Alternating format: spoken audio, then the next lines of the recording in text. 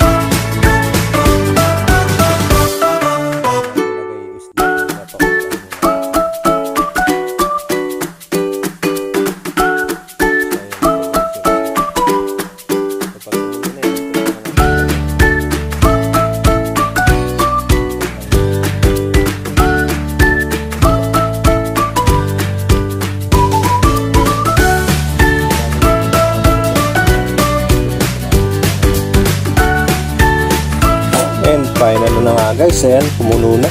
So pwede na natin ilagay itong isda. Alright, 1 2 3 yan 4. Ayan, bali 4 na isda guys. Tig-isa lang kami kasi ay 4 lang naman kami. And then para may pang bukas pa kaming ulam. Ayan, pipirito natin mamaya.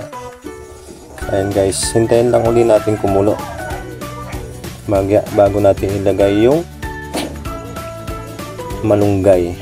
Ayan guys. Alright. So ayan, finally guys, kumulo na uli.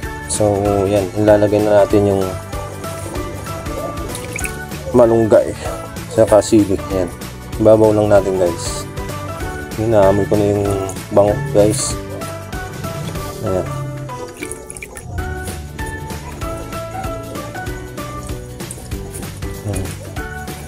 Ayan lang natin lumambot. Medyo lumambot yung malunggay.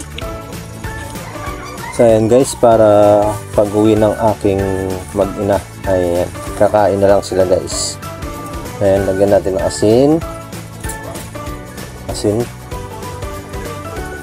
Alright. Tapos ayan, pampasarap. Ayan, magic sarap.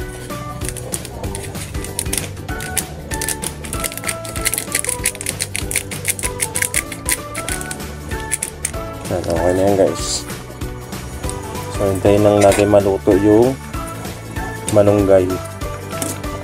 Pwede na yan guys. Ang bango. Naamoy ko na yung amoy guys. So ayan guys, okay na. Parang okay na siya.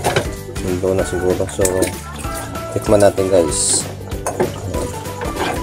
Hindi natin lagay sa baso para mas lasang-lasa natin.